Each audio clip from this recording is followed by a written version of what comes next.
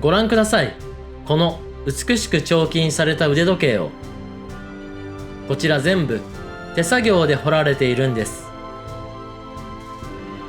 作業を行っているのは神奈川圭司さん。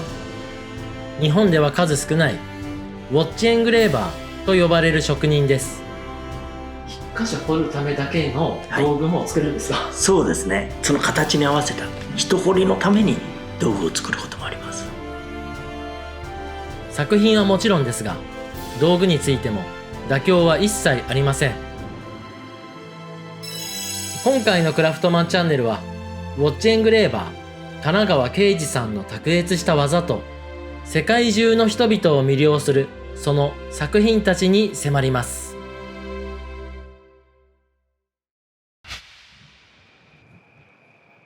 東京御徒町、神奈川さんの工房がある K クラフトワークジャパンを訪ねました。神奈川さん、今日はよろしくお願いいたします。よろしくお願いします。今彫られている作品っていうのはどういうものになるんですか？今彫っているのは、年賀状に使用するための波うさぎという題材で彫っています。すごい細かいですね、このうさぎ。ありがとうございます。このうさぎに関してはちょっと可愛さを表現するためにふっくらしたような一本一本毛を植えるように彫っていっています。ここで改めてウォッチエングレービングとは、時計のケースや文字盤、ムーブメントなどに彫金で模様を描き装飾を施す伝統的な技法のこと。神奈川さんはこれまでにさまざまな作品を作り上げてきました。制作において意識しているのは表面はもちろんですが、裏面の美しさへのこだわりです。その中で特に表裏にこだわって制作した時計が、自身の代表作となるダブルフェイススケルトンウォッチの彫刻です。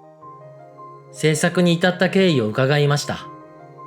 スケルトン時計の場合は裏面の輪列の方が綺麗で、通常はお店にその裏側を表にして飾っていたんですね。そうしたところのお客様が、なんでこの時計は針がないんだって言われて、実際にそういった質問が結構多くあったんですけど、だったら裏側を表にする時計を作ればいいんじゃないかということで制作いたしました。苦労したところとか大変だったところみたいなのありますか？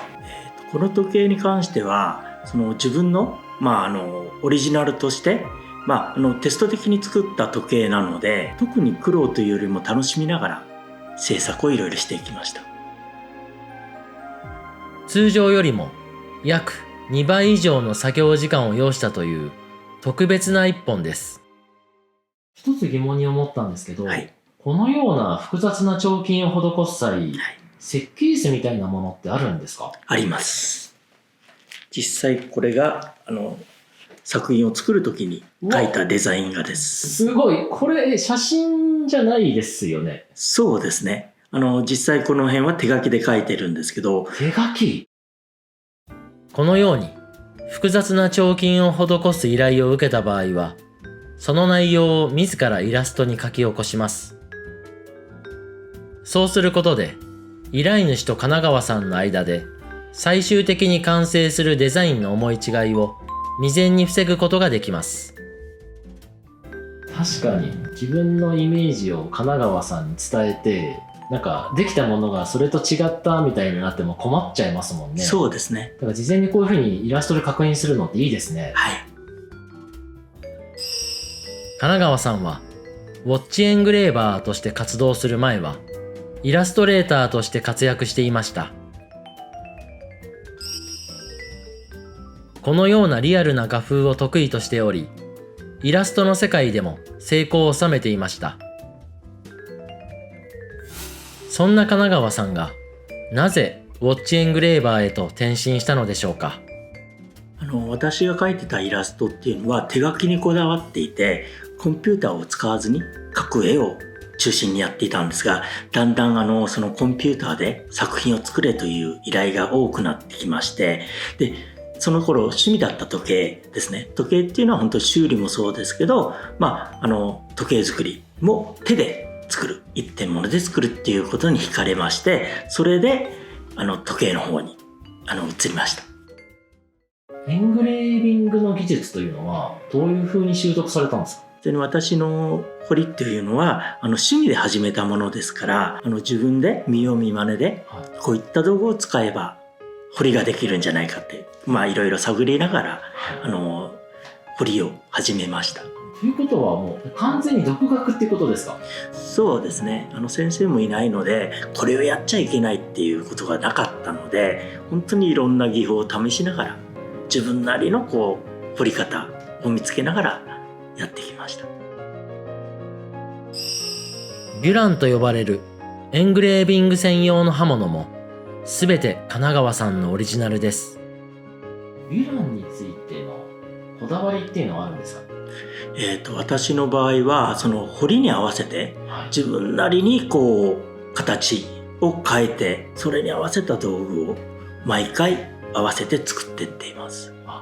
じゃあもう道具がどんどん増えていくってことですか？そうですね。その形に合わせた一彫りのために道具を作ることもあります。一箇所彫るためだけの道具も作るんですか？そうですね。はい。また神奈川さんのエングレービングは基本である洋彫りだけではありません。鋼とおたふくを使用した和彫りでのエングレービングも行います。もちろん和彫り用の道具もすべてオリジナルです。そして和のエングレービングを取り入れて作り上げたのがこちらの作品、桜です。和彫りに関しては依頼主からこんなエピソードも。本当の伝統工芸のやり方でやってくれっていう方がいらっしゃるんですね。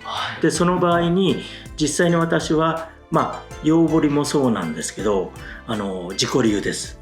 で和に関しても本当の和彫りの仕方っていうのを知らなかったので、実際にはその伝統工芸士に教わってそれをこういった作品に生かしています。最後に今後の夢や目標について伺いました。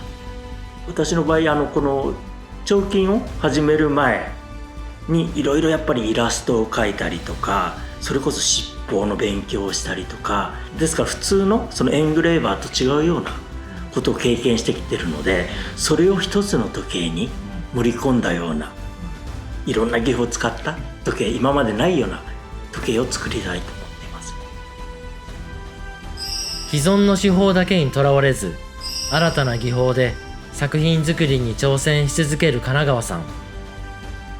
次はどのような作品を世に送り出してくれるのか、私も楽しみです。最後までご視聴いただきありがとうございました。ぜひとも高評価、チャンネル登録お願いいたします。それでは次回の動画もご期待ください。